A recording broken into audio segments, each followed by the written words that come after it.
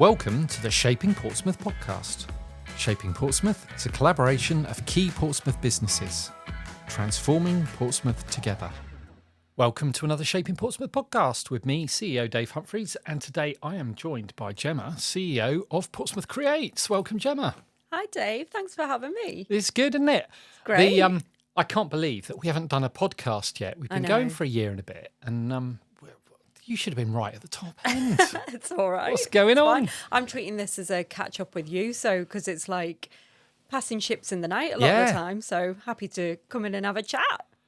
Yeah, the busy life of a non-profit CEO. We just never get to see each other, do we? We don't. No. And I suppose you could consider us sister organisations in that you're the creative sector, we're the private sector, and then we've got the Hive with the third sector as well, which kind of make up the City Alliance. So it's good to actually have a proper natter with you at last. Love a natter. Yes. So a long policing career left me with great skills of deduction, and using those to their best, I can guess that you don't come from Portsmouth originally. No. I don't know what gives it away. Yeah. So where are you from originally? So I'm originally from the Wirral, which is over the water from Liverpool. So if you're on the Birkenhead side, whoop whoop, that's me, you take the ferry across the Mersey. Yes, it does play Jerry and the Pacemakers as you arrive into the terminal at the pit. Really? Yeah. So I've been to Liverpool, but I've never done the ferry. Yeah, so. you need to. Yeah. It's an institution. Yeah. I'm from Birkenhead on the Wirral. Born and bred there. And started my career as an apprentice, actually, many years ago, far too many years ago now, in the travel industry initially. Right. And I worked my way through, leisure travel into then business travel to then into events, corporate events. So that kind of led me into my cultural world, I suppose. Yeah. So how did you end up in Portsmouth? So I started my cultural career for Culture Liverpool. Right. So I was part of the team who delivered Liverpool 2018 as part of the Capital of Culture. I worked on all the legacy events in the city, so all the major events programme. Was really lucky to be part of some transformational events like music festivals, river festivals, a huge production with the 1418 Now project, which was around World War I and World War II in particular. Fantastic to be part of. But I also looked after sport as well at the time. So culture was kind of like the beating heart, but then I also crossed over into sport. And I looked after the Clip Around the World yacht race. So I thought, this is quite interesting. I quite like all this, And my ambition was always to work for Liverpool Football Club. Sorry, Pompey fans. I still have trauma around the 1992 FA Cup semi-final penalty shootout against Liverpool. I have trauma every Sunday at the moment watching it. True, yeah. So that was the goal, and I was fortunate enough to have a couple of interviews, and I was always getting down to the last 2 or 3, and the response was, "You've got no global experience." So my thought process was, right, that's it. I'm going to go and work for Clip Around the World Yacht Race, and I did, and I loved it. It was great. It was fantastic. So I packed my bags and I moved down to the South Coast, and although Clipper Race are based in Gosport, I lived in Southsea and been here for almost 10 years now. Wow. So the things you learn. I didn't know Clipper Race were based in Gosport. Yeah. I knew they started and they finished and then started again at Gunwharf Quays. So 2 years on the trot. Have you done it? No. No, not been out, done a leg? No way. No way, Jose. No, it's not for me. Right. I do sail, but not like that. Hats off to every single one of them for doing it. It's not for me. Yeah. It does look interesting, but I don't know. I don't know what it would be like. You'd be good, actually. I don't know. You would? Yeah, I think you'd be very good. Yeah, it's the sort of thing my wife would encourage me to do, just to get me out of the house for a few months. Yeah. But no, I don't know. Yeah.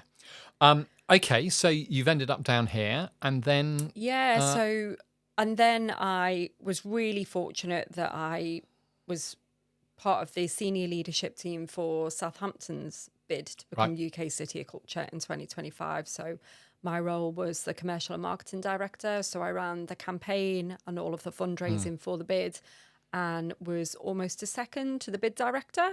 It was an amazing experience to be part of, having had a bit of exposure to that in Liverpool, and the legacy impact that something like that brings to a city.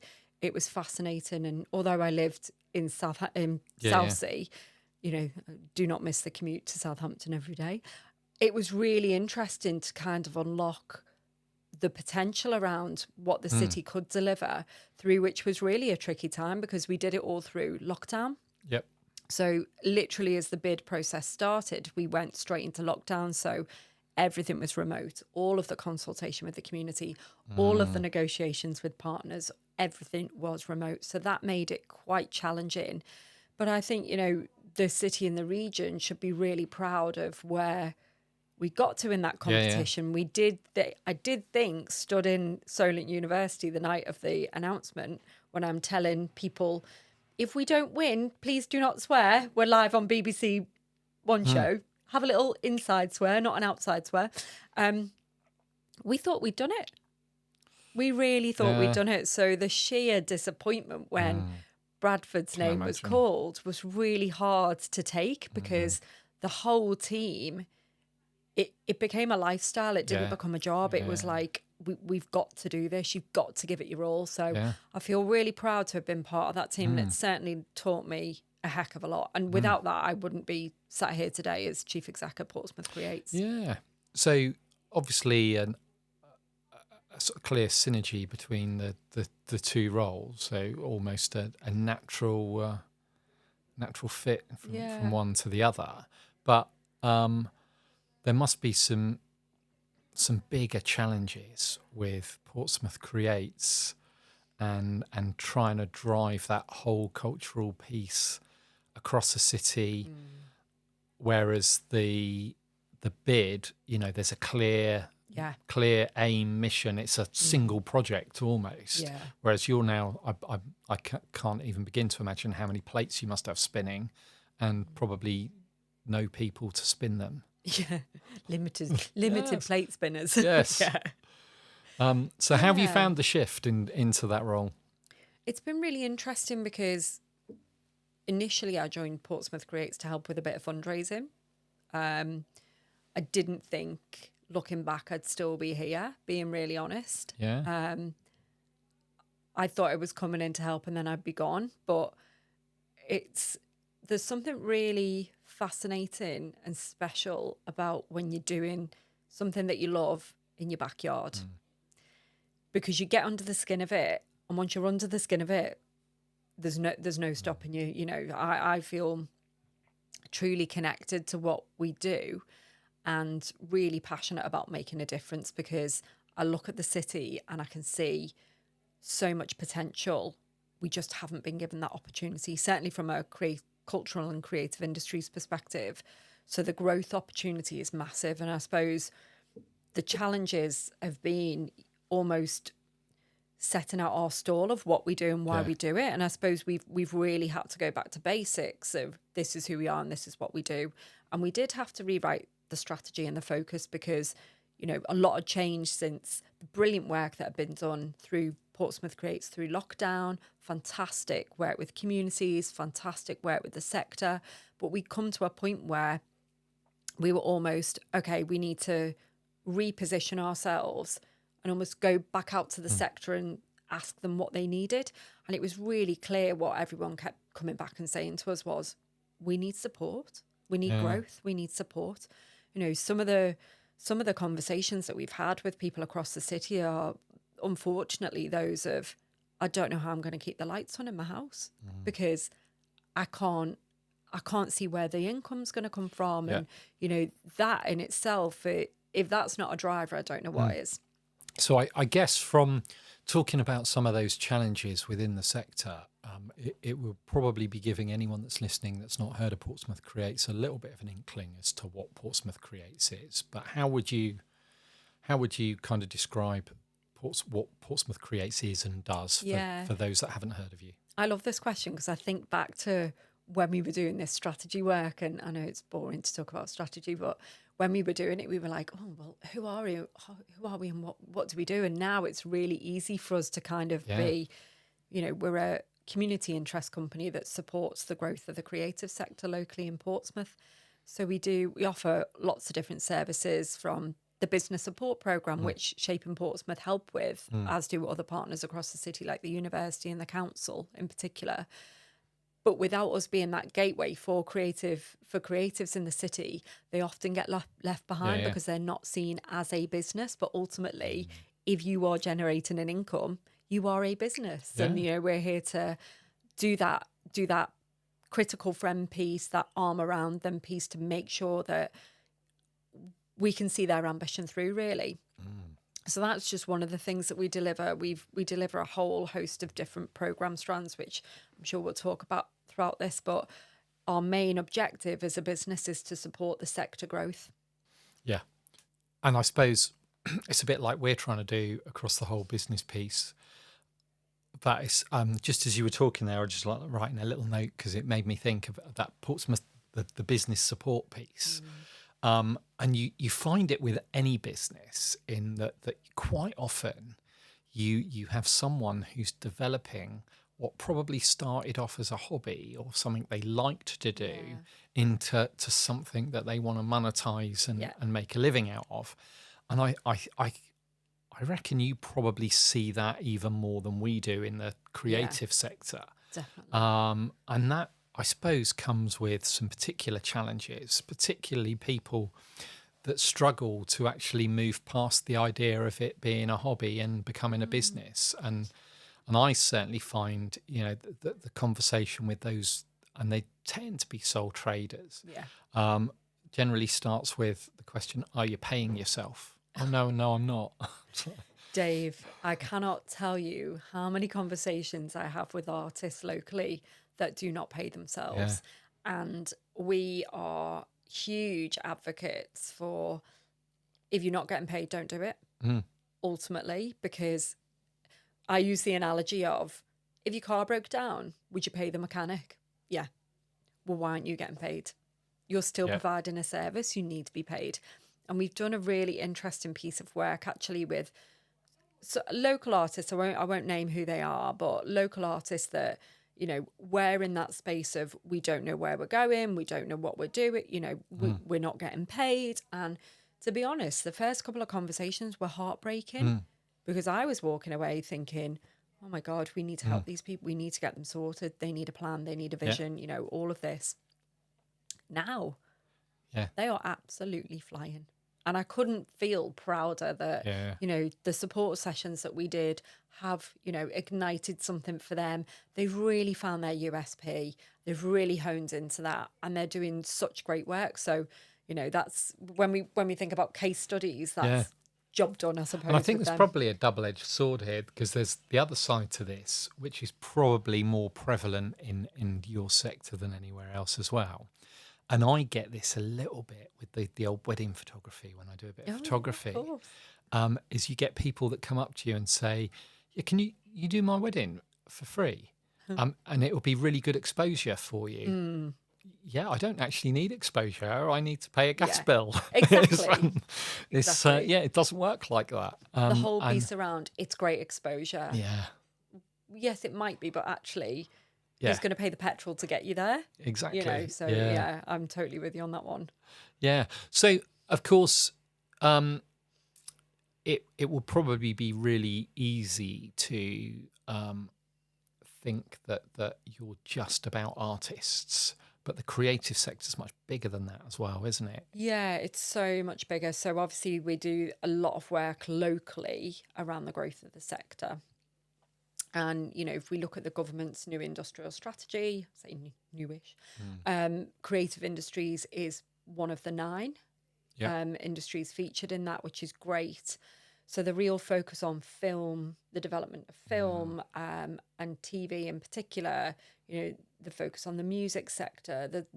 When we talk about the breadth of the creative industries, we're talking about create tech and what that means. And, the GVA that is coming out of the creative industries is hugely significant. You know, we hosted an event recently with the Department of Culture, Media and Sport at the Wedgwood Rooms recently, in partnership with the Music Venues Trust, which is really focusing on the development of grassroots music venues, because without them, the sector cannot even begin to develop. Yeah. So we are working right across the spectrum. So we've been part of the development around film locally as well. So there's a lot that we probably do behind the scenes from an advocacy and a growth piece, which is more than just the local. It's the regional and the national piece as well, which we're involved with. Yeah. And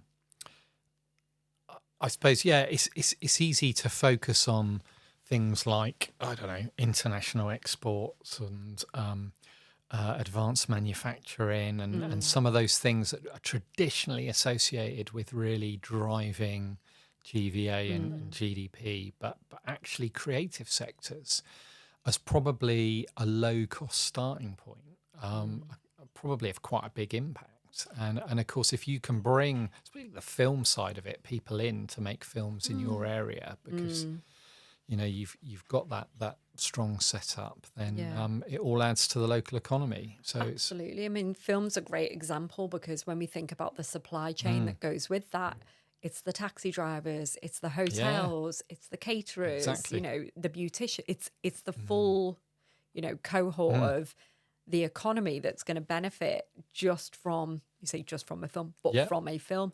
And I suppose when we look at the region, the Solent region, in terms of what it can offer from a film perspective, it's so diverse. You know, you've got heritage sites, you've got access to the water, there's brilliant green spaces. So we should be on the map in terms of that. And there's brilliant work that's been happening over the last, I would say, the last 4 or 5 years to really make sure that we're a part of that and we're in the mix.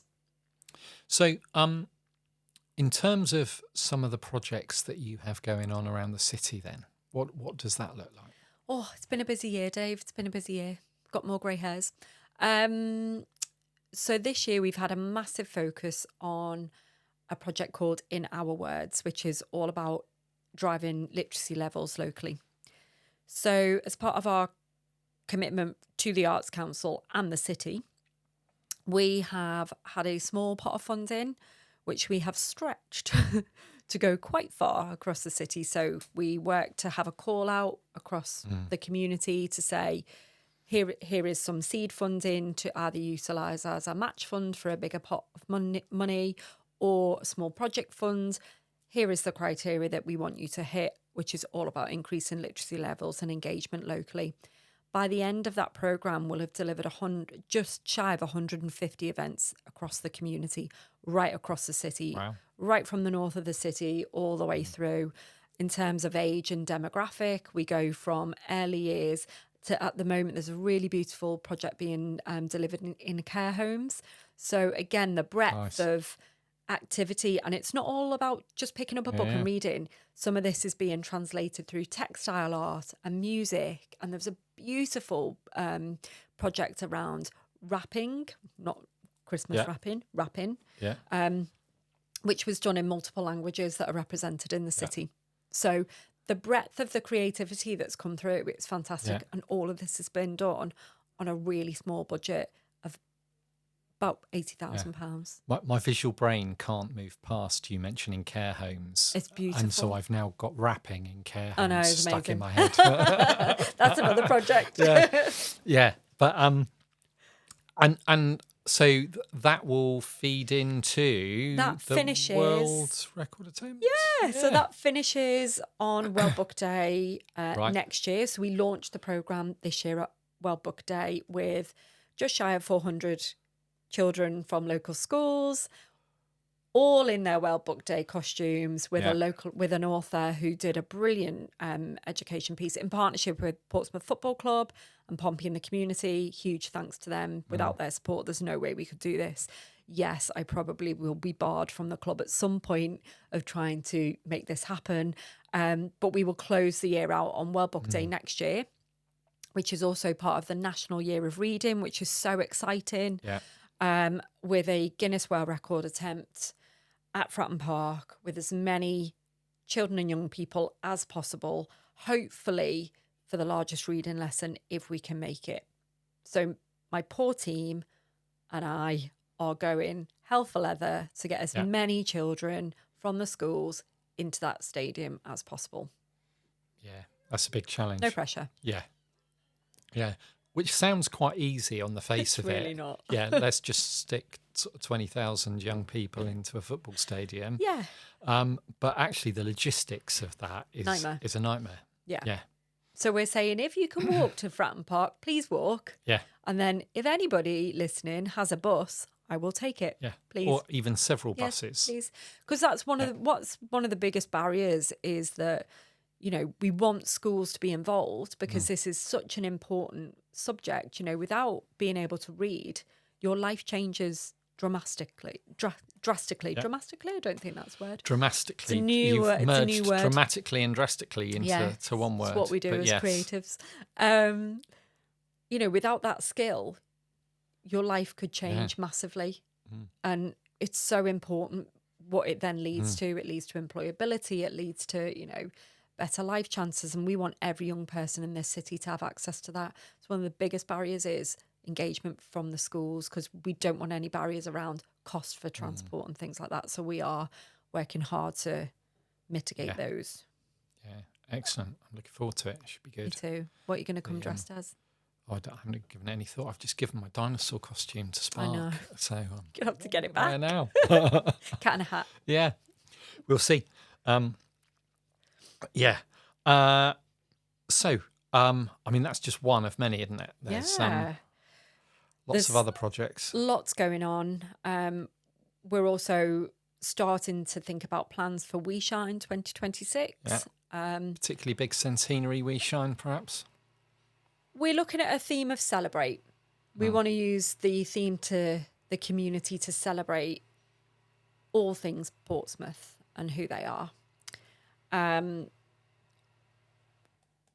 There's a big fundraising push that needs to happen for that because it's for us to do it. There's quite a significant amount of funding that we need to find to make that a success and to keep it free. I think that's one of the biggest things for me is making sure that cultural provision is free where possible. And sometimes not using the word culture is helpful because if it's on people's doorsteps and it's not badged as culture, they're going to participate. If you call it culture, they're like, oh, it's not for me. Yeah. But actually, we want to make things as accessible as possible for people across the city. So we've got We Shine. We're just fully into our We Thrive mentoring program, which this year has been in partnership with Portsmouth Pride. We've got 10 fantastic artists from the community cabaret stage, all of which are now working with their mentors to develop their practice locally, which is great. Shout out to the brilliant mentors who are giving up their time, which is fantastic. And these are experts from across different fields, which is great. So musicians, we've got technicians, all you name it. We've got the right people on board to really help these individuals to grow because that's what we want to do. Earlier this year, we launched Playland Creative Hub, which is a new facility, new venue in the heart of the city. It's at the top of Commercial Road, and it's a hub all around creative industries. So it's a 2-story building. We've got upstairs is Create at Playland, where it's a hub for micro and SME creative businesses and artists. All of those are supported through the Business Support Programme. And it links into the space downstairs, which is a cultural venue run by young people, programmed by young people, and they are learning entrepreneurial business skills and routes into the creative industries. The agreement is that any tenant upstairs must give work experience, paid experience, or as their business grows, apprenticeships to those young people downstairs, because it's about breaking down barriers into employability in the creative industries that may not be a college route or a theatre school or whatever it may be. We need to make it accessible. Yeah. And upstairs is just amazing. It's a great, from what it looks like now from when you first showed me round and sort of stepping over buckets and things. There was a lot of buckets. Yeah, but now it's incredible. It's such an amazing space up there. It's so I suppose when you walk in, we had somebody this morning who walked in and went, "Whoa, it's just there's too much for my eyes." You know, it Yeah. is a visual But feast. it's funny because I remember meeting you and Jane for the first time and thinking, well, there's going to be like some amazing creative studio somewhere. And you were like, no, can we come to you? Because we don't actually We have haven't got an anywhere. office. Yeah. Yeah. Well, we And I was did like, have an oh, office. We very yeah, kindly were accommodated by the yeah, brilliant team at Victorious once a week. But yeah. then we got a bit big and we had to like share desks, and you know, just having our own space has been transformational for the team as well, because the collaboration of actually seeing one another and being able to work closely together, it's just been fantastic. So we're really pleased about that. Yeah, no, I can imagine. I can imagine. And I'm guessing we've alluded to the centenary with the We Shine, but that probably provides a lot more opportunities, not just for you at Creates, but the creative sector as a whole, with some of the cultural things that will be going on in the city next year anyway. Yeah, definitely. So we're really pleased to be supporting Portsmouth City Council with their programme around 2026. We did a bit of work a little while ago with the City Council, and we're really grateful for it because we saw the transformation. But a small pot which we used as match funding for artists and creatives to use to then leverage more investment in through organisations like the Arts Council, Yep. like Heritage Lottery Fund, etc., etc. So we managed that, and in year one we leveraged just over 300,000 from a pot of 30k. Then we did it again. We had a slightly bigger pot of 60, and we bought in to the local economy just shy of 800,000, but that created 350 jobs. Right. So we track all of this. Yeah. So for the centenary, again, we'll hold the match funding pot, but we work with every single applicant to make sure that their application is as strong as it can be. It doesn't clash with anything else going in that we may know of, because we Yeah. know that that process cancels one out. So we're working strategically with the council to make Yeah. sure that any application that is going in hopefully is successful, but it's leveraging back in more money into the creative economy and more jobs as well, because that's so important right now. Yeah, definitely. And I suppose that brings me nicely on to, I suppose, what does the future look like?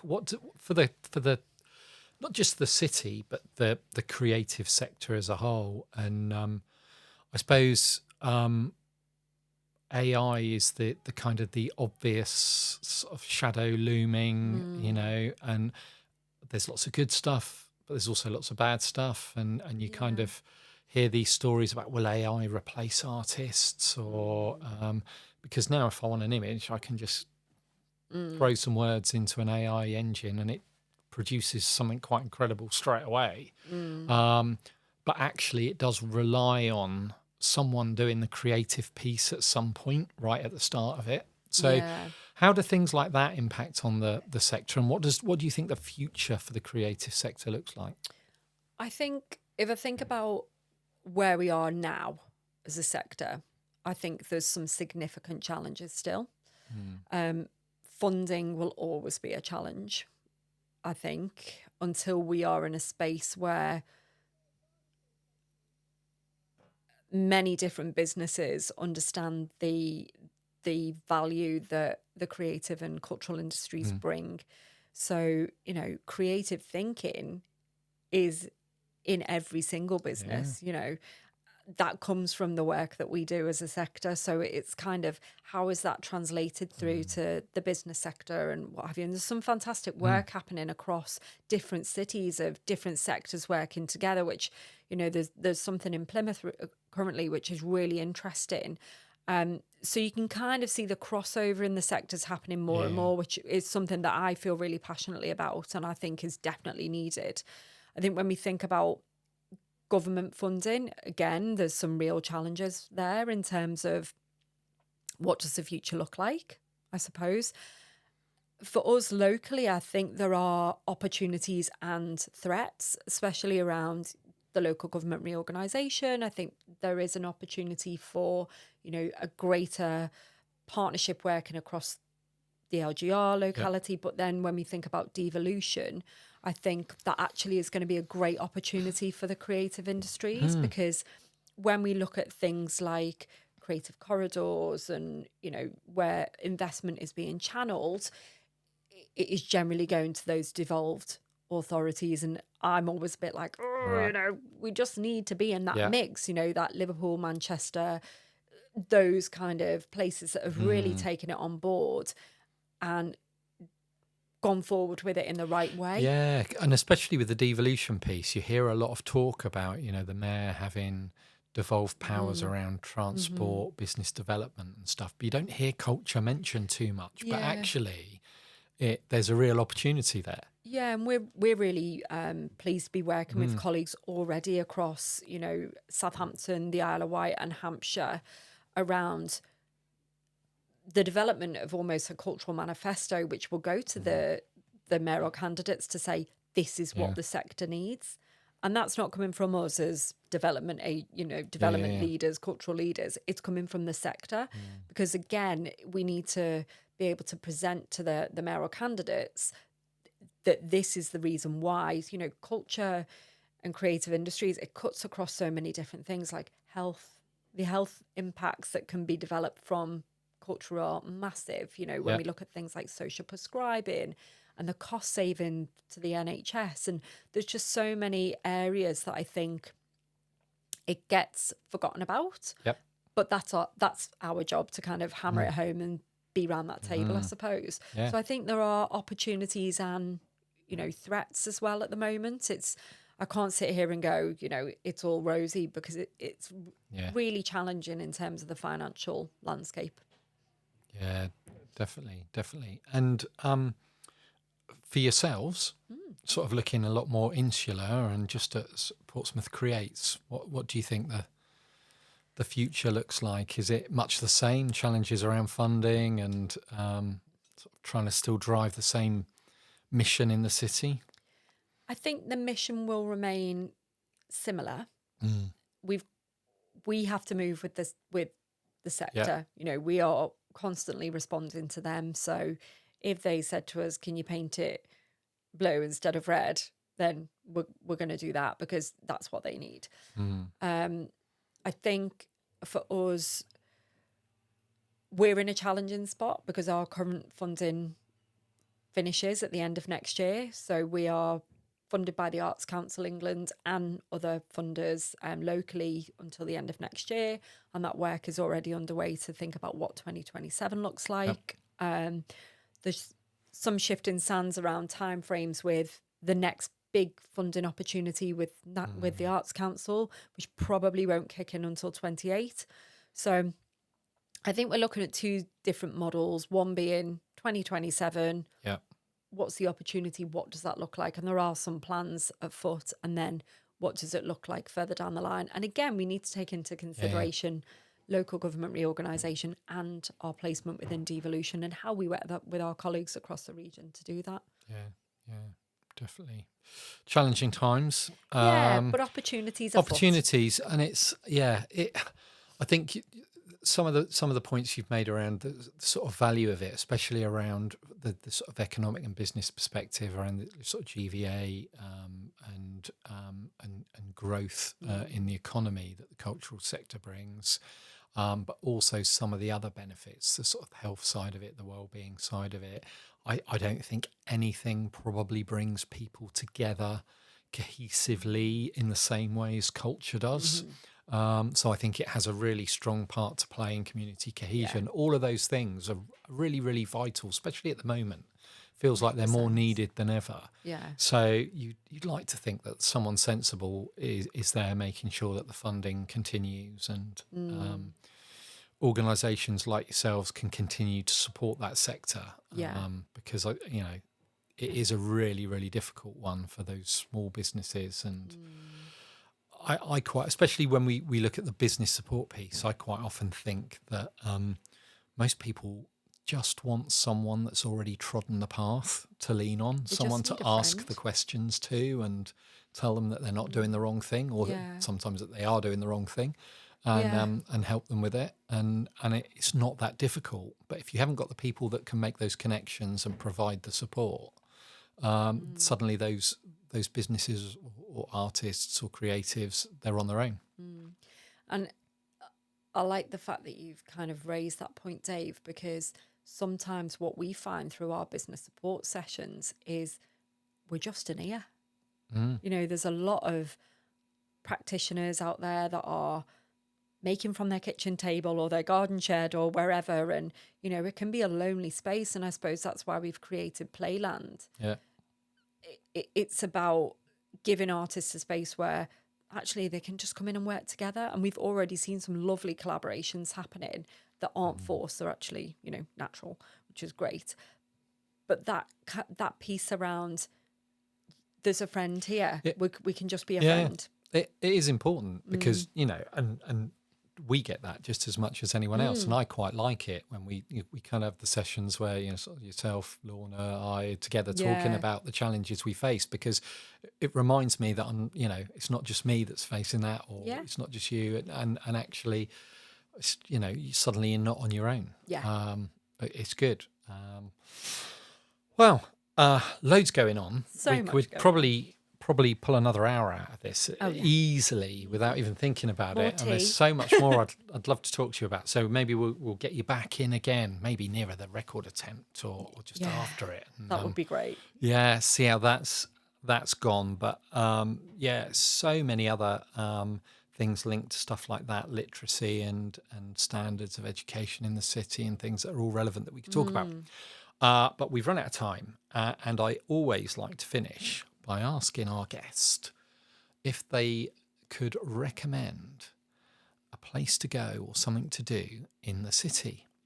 So, what would be your Portsmouth recommendation? Oh, there's so many. So many. But Dominic Jones is probably going to kill me because I didn't say the Mary Rose. But yeah, definitely go the Mary Rose. There you go, Dom. I would say, because I don't think, well, a lot of people will say this, but I don't know how many people will sit here on your podcast and say this. I would say get yourself a ticket, get yourself down to the Wedgwood Rooms and see some real good grassroots music. So, I don't think the Wedgwood Rooms has cropped up as a recommendation There you go. once at all in this. So I'm going to have to check the list, because we keep a... Do you? Yeah, it's on the website. You can see what everyone Oh, I wanna prior see to you that. has recommended. I don't think the Wedgwood Rooms has cropped up, but it's a really great one. I used to live just off of Albert Road, and you know, my younger days, that was my sort of the Yeah. music venue of choice. And I've seen some really quite big bands in the It's a Wedgwood Pompey Rooms. institution. It is, It definitely. really is. But it's not just the music; it's the comedy. There's so much going on there. Yeah. It is a really good little place. I remember reading not that long ago something about Oasis's first tour, and the list of about 20 places that they played on their very first tour. The Wedgwood Rooms was one of those. Yeah. But the point of the article and the horror of it was the Wedgwood Rooms was one of about 4 or 5 of those 20 that still Left. exist. Yeah. All the rest are gone. Yep. And that's the thing, isn't it? If we want to keep culture alive, if we want to Gotta give use it. chance to new artists, then we've got to support those small places. Yeah. You know, I'm looking forward to when Crystal Tides are world megastars, being able to say I saw them when they were no one else had heard of them, and that sort of thing. It's great, isn't it? We've is got really, to support that Yeah, scene. we have, definitely. And I think, you know, the grassroots music really, really, really needs our support right now. So buy a ticket. Doesn't matter what it's for. Just go and buy a ticket. It's a really that in itself is just a really interesting sector when you think about how things have changed. It's really easy. I mean, if you just look at film, for instance, we all used to go and hire a video from Blockbuster. Then it was DVDs. Then it was cheaper to buy DVDs than it was to hire them. So everyone owned thousands. And then all of a sudden, no one's got a DVD player at all. You just stream everything. I've got a DVD player. Have you? Yeah. Oh. And my other half said to me the other week, "Have we got a DVD player?" I was like, "There it is. It's there." Yeah. We had a conversation. We've got one. Just It's in just the not office. plugged into the telly. Oh, but well, yeah, there you go. we'll sort it out. But CDs is another one. And this is my point. When you then look at the same journey for the music sector, revenue used to come from sales and CDs. There was nothing I used to love more as a youngster going into HMV or Virgin, our price, and flicking through the vinyl and looking at the nice album covers and deciding which one you were going to spend your pocket money on. But we don't do that at all now. I've got my Spotify subscription and that's it. So artists are clearly not getting the revenue that they once did from those sales. So live becomes even more important because that's the primary source of income. Yeah, and I don't know if you saw the piece recently about Sam Fender giving his Mercury Music prize money back to the Music Venues Trust to go to grassroots music. I just thought, good on you, Sam. That's brilliant. It's like the ticket levy now, from larger venues. The ticket levy is really important to keep those grassroots music venues going. Yeah. But so are we as a community. Yeah, definitely. Yeah. Really good shout. So, we'll add that to the list. Wedgwood Rooms. Get yourselves down there. See a great band that you've never heard of. And then follow them on Spotify, Instagram, whatever else. And, really, really good shout. Been great chatting to you, Gemma. Oh, thanks for having me. I could literally sit here all day. Yeah, we're going to get you back, definitely. We're going to get you back in. I can't believe we left it this long. Sorry about that. But we'll get another one in. But it's been great talking to you. Thank you. Thanks, Dave. This podcast was brought to you by Shaping Portsmouth, working to make Portsmouth the #1 UK city in which to invest, live, learn, work and visit.